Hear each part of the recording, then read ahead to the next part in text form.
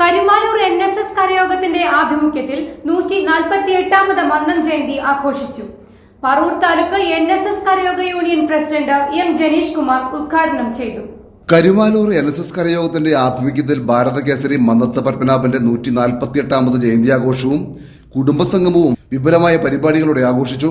ആഘോഷ പരിപാടികൾക്ക് തുടക്കം കുറിച്ചുകൊണ്ട് മനക്കപ്പടിയിൽ നിന്ന് ആരംഭിച്ച വർണ്ണാഭമായ ജയന്തി ഘോഷയാത്ര തട്ടാമ്പടിയിൽ സമാപിച്ചു.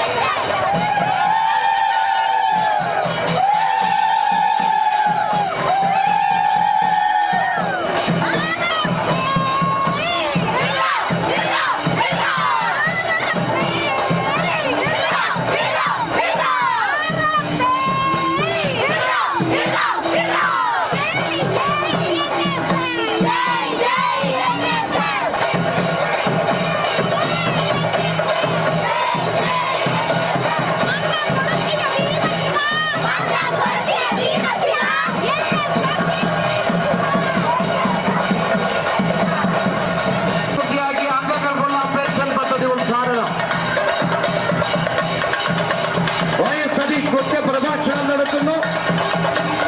സമ്മേളനാനന്തരം വ്യക്തമായിക്ക് കരിമാലൂർ NSS വനിതാ സമാജം അംഗങ്ങൾ അവതരിപ്പിക്കുന്ന മെഗാ തിരുവാതിര അന്നത്തെ പത്മനാഭന്റെ 148ാമത് ജയന്തിയോടനുബന്ധിച്ച് 960 കരിമാലൂർ NSS കരയോഗത്തിന്റെ ആഭിമുഖ്യത്തിൽ നടത്തപ്പെടുന്ന വർണ്ണാഭമായ ഘോഷയാത്ര ഈ കഴിഞ്ഞ ദിവസം അതിന് സമാനമായ മറ്റൊരു വിഷയത്തിലേക്കാണ് ഞാൻ നിങ്ങളുടെ ശ്രദ്ധയെ ക്ഷണിക്കുന്നത്. ക്ഷേത്രങ്ങളെന്നും ഒരു രാജ്യത്തിന്റെ സാംസ്കാരിക തലസ്ഥാനങ്ങളാണ്. അതൊരു വിദ്യാഭ്യാസ കേന്ദ്രങ്ങൾ കൂടിയാണ്. കാലഘട്ടത്തിന്റെ മാറ്റങ്ങളെ ഉൾക്കൊണ്ടുകൊണ്ട് അതിന്റെ പ്രവർത്തനങ്ങളെ ഓരോ വിഭാഗത്തിൽപ്പെടുന്നവരും ചിട്ടപ്പെടുത്തുന്നുണ്ട്. എങ്കിലൊരു പുതിയ വിവാദത്തിന് ഇപ്പോൾ തിരികൊളുത്തിയിരിക്കുകയാണ്. ആദരണീയനായ NSSന്റെ general secretary Shri G Sukumaran Nair sir ഇന്ന് അദ്ദേഹത്തിന്റെ ജയന്തി സമ്മേളനത്തിൽ അർത്ഥശങ്കയ്ക്കിടയില്ലാതെ ഒരു കാര്യം വളരെ വ്യക്തമായി കേരള സമൂഹത്തിലെയും ഇവിടുത്തെ രാഷ്ട്രീയ നേതൃത്വത്തിനോടും പറഞ്ഞിട്ടുണ്ട്. അത് ക്ഷേത്രങ്ങളിൽ ഷർട്ട് ധരിച്ച് കയറാം. അതിന് കേരളത്തിന്റെ ഭരണകൂടം അല്ലെങ്കിൽ ഭരണത്തിൽ സ്വാധീനമുള്ളവർ അതിനെ പിന്താങ്ങുന്ന ചില നടപടിക്രമങ്ങൾ.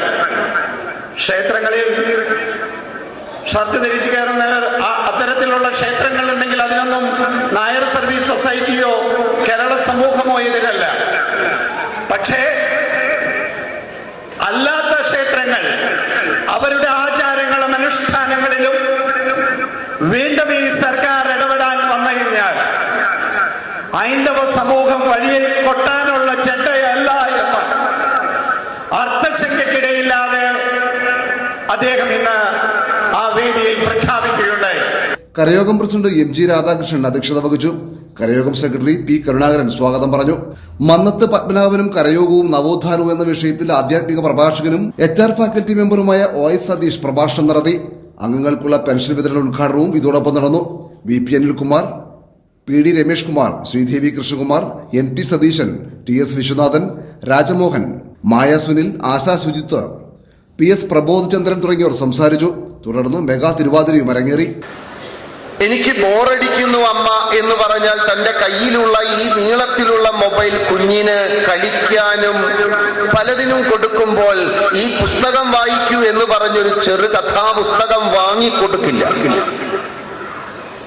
നാളെ വളർന്ന് വലുതായി സമൂഹത്തിന്റെ അഗ്രിമസ്ഥാനത്തെത്തേണ്ട കുഞ്ഞുങ്ങളുടെ മനസ്സിൽ അറിവിന്റെ വിത്ത് വിതയ്ക്കുന്നതിന് പകരം യന്ത്രം കണക്കെ ജീവിക്കാൻ ഈ യന്ത്ര സാങ്കേതിക വിദ്യകൾ എന്ന് പറയുന്ന ആ യന്ത്രപ്പുരയിൽ അഭിരമിക്കാൻ കുട്ടികളെ നിലനിർത്തുന്ന അച്ഛനമ്മമാർ.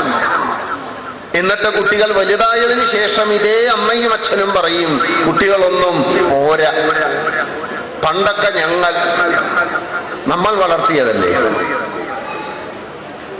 നമ്മുടെ മക്കളല്ലേ. അവരുടെ ജിജ്ഞാസയെ ശമിപ്പിക്കുവാൻ പറ്റുന്ന, അവർക്ക് അറിവ് കൊടുക്കാൻ പറ്റുന്ന വായന എന്ന് പറയുന്ന ഒന്ന് നമ്മൾ കുട്ടികൾക്ക് സമ്മാനിച്ചിട്ടുണ്ടോ? നമ്മുടെ വീട്ടിൽ ഒരു 10 പുസ്തകങ്ങളുണ്ടോ? എന്റെ മുന്നിലിരിക്കുന്ന അച്ഛനമ്മമാർ കഴിഞ്ഞ ഒരു മാസത്തിനിടയിൽ ഒരു പുസ്തകം വായിച്ചവരുണ്ടോ? ഈ കഴിഞ്ഞ ഒരു വർഷത്തിനുള്ളിൽ ഒരു പുസ്തകമെങ്കിലും വായിച്ചവരുണ്ടോ? പിന്നെ എങ്ങനെയാണ് നമ്മുടെ മക്കൾക്ക് വായിക്കുക എന്ന പ്രേരണ കിട്ടുക? വായിക്കാത്ത, സരസ്വതി ഉപാസന നടത്താത്ത, അറിവിനെ സ്വീകരിക്കാത്ത അച്ഛനമ്മമാരുടെ മക്കൾ നാളെ ആരാവണം?